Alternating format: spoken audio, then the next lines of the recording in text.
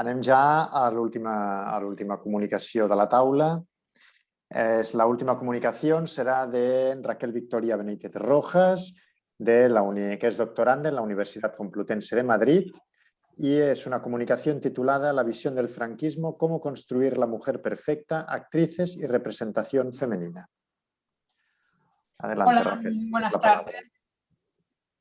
¿Se me oye? Sí, ¿no?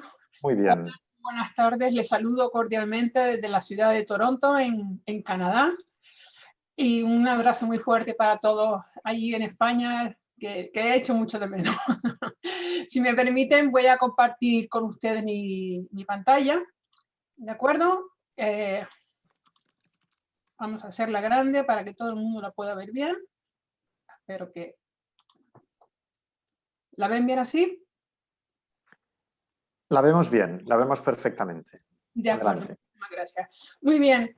En este planteamiento que yo les quiero hacer, no quiero hablar en sí mismo de cómo es el sistema de estrellas en el cine franquista, sino en mi estudio lo que he realizado es un estudio comparativo entre la mujer republicana y la mujer franquista y cómo era su representación cinematográfica, ¿no? ¿Qué medios utilizaron para promover las ideas del caudillo y cómo se realizó las nuevas películas en el cine franquista? En realidad, el método que he utilizado ha sido un método de análisis y síntesis, donde he analizado, por un lado, las mujeres republicanas y, por un lado, las mujeres franquistas, entendiendo su entorno europeo. Para ello, lo primero que tengo que hablar es de los años 20, de los famosos años 20, no de los años locos, que también se denominaba, ¿no? En ellos se había finalizado la Primera Guerra Mundial, se había terminado ya la mal llamada gripe española, y lo que el público quería y lo que la sociedad quería era romper con el pasado y con lo tradicional. Habían sentido la muerte muy de cerca y lo que tenían era necesidad de libertad y sobre todo de divertimento en todos sus ámbitos, y querían crear una especie de nuevo mundo. ¿Vale? En los años 20 en España, sin embargo, podemos hablar de grandes autores como Federico García Lorca, con la generación del 27, Luis Buñuel, Salvador Dalí, Pablo Picasso. Sin embargo, España se ve truncada su evolución hacia el futuro por el alzamiento militar con la complicidad del monarca Alfonso XIII de Miguel Primo de Rivera. Miguel Primo de Rivera establece un estatus dictatorial donde se crea un estado militar que elimina la alternancia de partidos, existe la ley marcial y hay un estricto sistema de censura que está inspirada en la fascista italiana de Benito Mussolini. Para que ustedes se hagan una idea de la represión y lo que supuso este periodo histórico para España, el lema de Primo de Rivera era patria, religión, monarquía. Bien, el papel de la mujer en los años 20 era de cuidar y respetar al hombre, ¿vale? Dependía del marido, carecía totalmente de mucha autonomía, pero sin embargo le gustaba la diversión, buscaba divertirse siempre en el ámbito de la familia o con su marido. Por ejemplo, necesitaba el permiso de su marido para poder trabajar, su salario era controlado por su marido y la desobediencia a las órdenes siempre sabias del marido la llevaban a ser castigada. Este castigo era permitido y era incluso fomentado por el propio régimen. En el año 1931 se producen unas elecciones municipales que provocan la salida de España de la monarquía en el nombre de Alfonso XIII. Alfonso XIII huye, el régimen de Primo de Rivera ha sido derribado por las elecciones municipales y ya empezamos a ver cómo ya la mujer empieza a transitar hacia un nuevo mundo, ¿no? Se crea una nueva constitución que curiosamente otorga una constitución, unas elecciones, en las que hay 3 mujeres que salen elegidas como diputadas, que son Clara Campoamor, Victoria Kent y Margarita Nelken. Es curioso que fueron elegidas 3 mujeres con estas elecciones, pero en ese momento las mujeres en España carecían del sufragio universal. O sea, podían participar en la política, pero no podían ser votantes. Al instaurarse la nueva república, se produce una serie de cambios que van a ser totalmente drásticos con respecto a lo que ya habíamos vivido en la dictadura de Primo de Rivera, ¿verdad? Habla de una separación de iglesia-estado, se expropian los terrenos eclesiásticos, se crea la libertad de expresión, la libertad de asociación, se nacionalizan una serie de servicios, se separan los tres poderes, el ejecutivo, legislativo, judicial, y se crea lo que es la enseñanza laica. Recordemos que durante el periodo de Primo de Rivera, la enseñanza en nuestro país estaba basada en órdenes religiosas, especialmente los padres jesuitas, que eran los que transmitían la información del régimen y, por supuesto, los conocimientos y los preceptos del catolicismo. Bien, la mujer republicana llega con retraso, por decir de alguna forma, respecto a lo que está pasando en el resto del mundo, ¿vale? ¿Por qué? Porque nosotros veníamos de un régimen, y por eso he querido comentar al principio, muy tipo apisonadora, donde las mujeres estaban sometidas totalmente al marido, y ahora de repente la nueva fuente de libertad, la nueva Constitución de 1931, hace que la mujer sea similar, igual al hombre, ¿de acuerdo? Por ejemplo, la mujer ya puede empezar a trabajar, se crea la ley del divorcio, participan en la enseñanza superior, pueden estar en cargos públicos, se crea el sufragio femenino, como ya anticipé, se elimina los privilegios del ámbito masculino, se reconoce a las mujeres en el ámbito de la familia y el matrimonio, se crea el matrimonio civil y se puede, las mujeres, por ejemplo, en caso de divorcio, tener patria potestad de los hijos. Como veremos, es un cambio totalmente radical respecto a donde veníamos, a donde nos encontramos en estos momentos con la República. Por ejemplo, en aquel periodo, en el anterior, un hombre podía ser adúltero, pero una mujer era castigada si era adúltera. En la República esto se elimina, por supuesto, y se crea una igualdad entre todos los elementos, ¿vale? Se legaliza el aborto, se equipara el salario entre ambos sexos, y la mujer se emancipa. La mujer participa de todo, y son las mujeres españolas, precisamente porque ya conocían lo que venía de Primo de Rivera, las primeras que denuncian el nazismo y las primeras que hablan de los campos de concentración de la Segunda Guerra Mundial. ¿De acuerdo? Que ya posteriormente veremos en la Segunda Guerra Mundial, pero que ya se estaban empezando a generar en este periodo histórico. ¿De acuerdo? En resumen, podemos decir que la República supuso un avance espectacular para la mujer. El cine republicano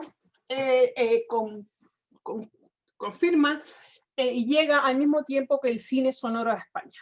¿De acuerdo? La productora número 1 en ese periodo sería Cifesa, y lo que se trataban eran de temáticas político-costumbristas, testimoniales y de carácter andaluz, españoladas, como bien definió don Vicente anteriormente. Destacan esta serie de obras que ven ustedes en la pantalla: Fermín Galán, El hombre que se reía del amor, Las Urdes, Tierra sin pan, de Luis Buñuel, Madrid de divorcio, Nobleza Baturra y El gato Montés.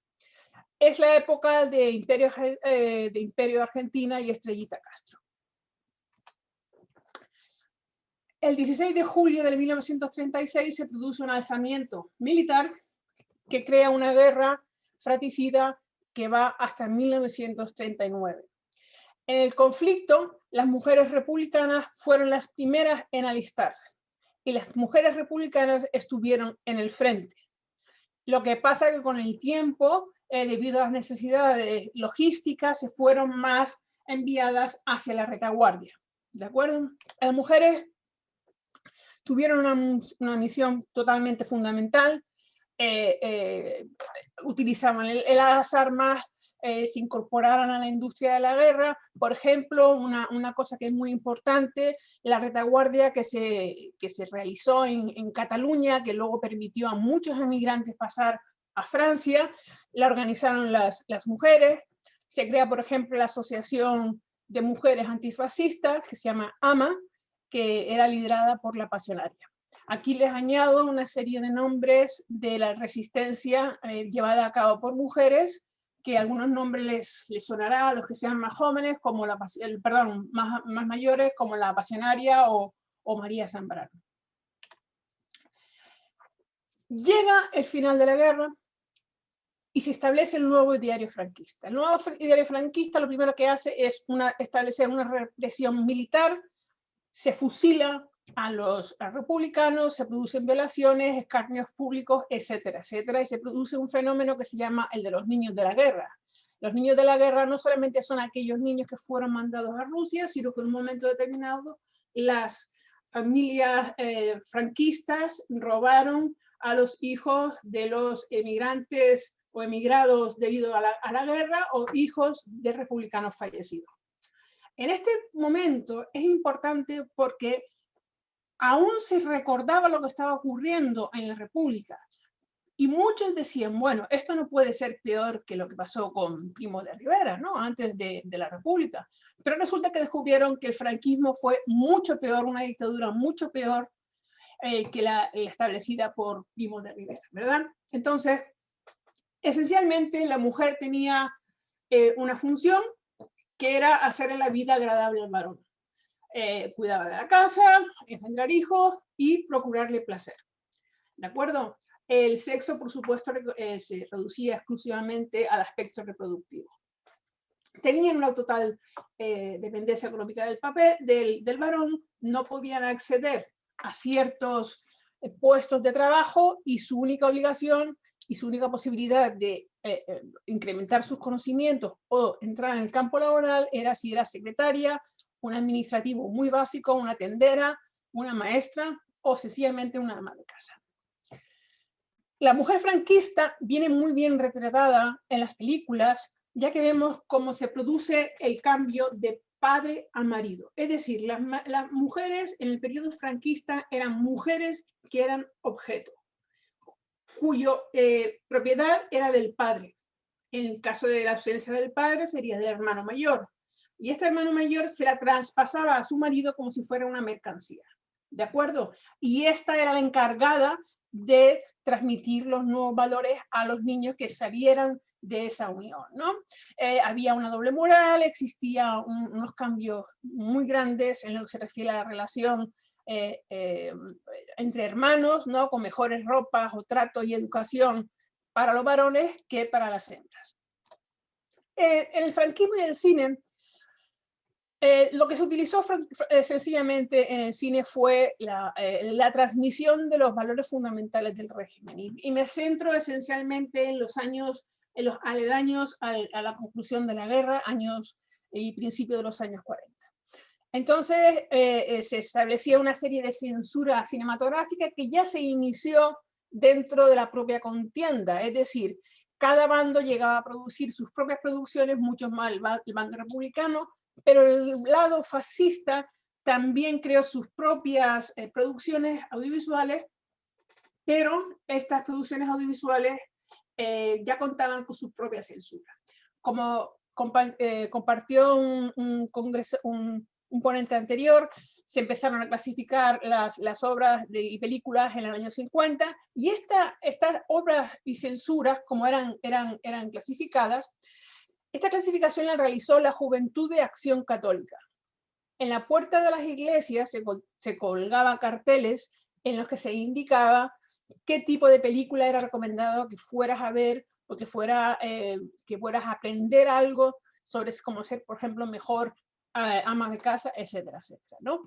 Entonces, detrás de la Juventud de Acción Católica estaba una entidad que luego veremos muy someramente, voy muy rápido para intentar estar en los 15 minutos, disculpen, que fue la sección femenina, ¿vale? En el franquismo en el cine, lo primero que tendrías que hacer nada más llegar, oirías el himno nacional, todos se tendrían que poner en pie y alzar el brazo en forma del saludo fascista, debiera ser.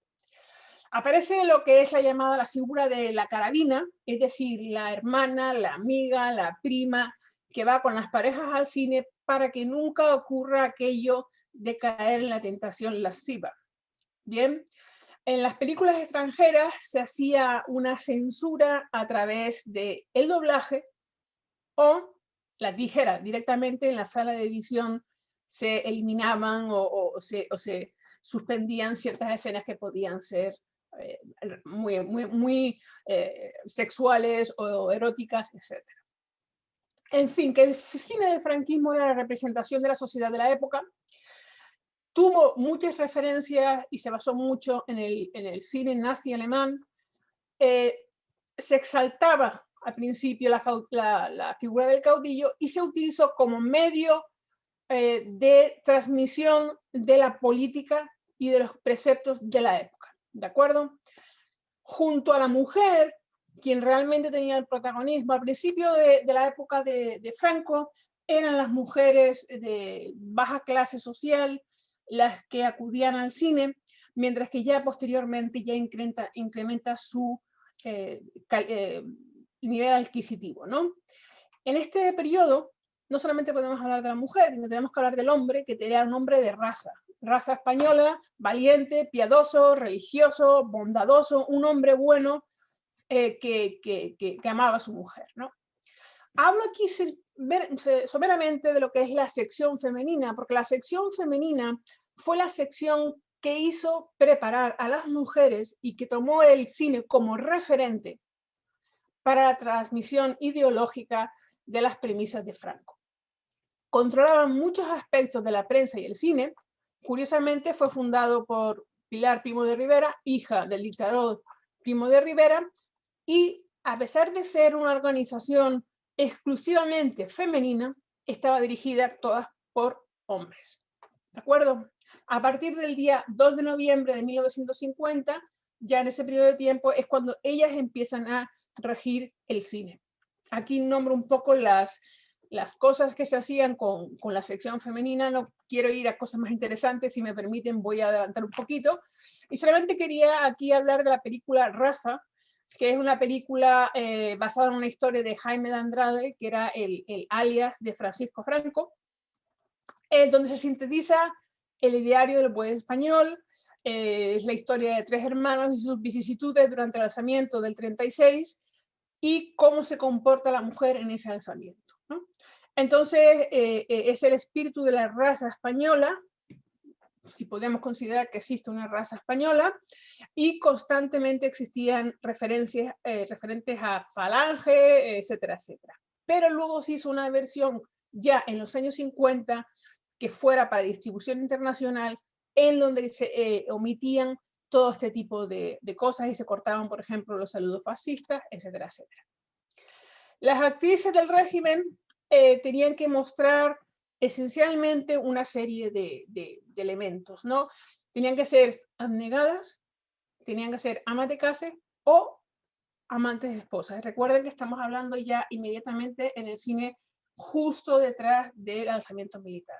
En esta época, si no se seguía la vida o los cánones establecidos por el franquismo, nada más que una mujer tenía dos opciones, o la prostitución o la mala vida. ¿De acuerdo? La soltería estaba muy mal vista. Además, en el campo de batalla se habían perdido muchos hombres y había que regenerar la población española. Bien, en este periodo destaca la actriz Ana Mariscal, la actriz Blanca de Silos y María Luisa Ponte Machín. Aquí también les enumero otras series de actrices del régimen y les he puesto aquí a Imperio Argentina simplemente por el hecho de que fue una actriz que se supo adaptar a ese primer periodo de transición, ¿no? Destacan en este apartado actrices como Rafaela Aparicio, Florinda Chico, Lola Flores, Concha Piquer, Gracita Morales, Lina Morgan, etcétera, ¿no? Bien. A María Fernanda Ladrón de Guevara, ya ustedes la han nombrado, es como la madre de Amparo, y lógicamente, aunque pudo trabajar en este periodo, fue verdaderamente muy castigada. Bien, aquí, bueno, les añado más actrices, ¿no? Como Mari Sampere o Conchita Morales o Ana Belén y Marisol o Pepa Flores ya en etapas mucho más posteriores. En conclusión, lo único que yo les quiero decir es que el régimen franquista utilizó el cine para promover su ideario, para promover el discurso nacionalista y la construcción de una nación, de una nueva España, donde estaba cimentada bajo la patria, el catolicismo y los valores militares, los valores castrenses. Se tocaron mucho en temáticas héroes históricos, como pueden ser el Cid, Sagunto, el hecho de Numancia, Agustina de Aragón, y se transmitía en este comienzo de cine franquista lo que son las jerarquías tradicionales. ¿De acuerdo? Interesante es mencionar que mientras que el cine republicano carecía de ayudas gubernamentales, fue precisamente el fascismo el que estableció las primeras ayudas gubernamentales. Efectivamente, las ayudas gubernamentales que se daban al cine eran exclusivamente aquellas películas que estaban absolutamente en línea con el régimen. No es que se pudieran producir otras, pero estrictamente alineadas con el régimen. Pido disculpas si me he excedido un poquito, quería ir un poco rápido. Le doy las gracias a todos ustedes por su atención. Muchas gracias.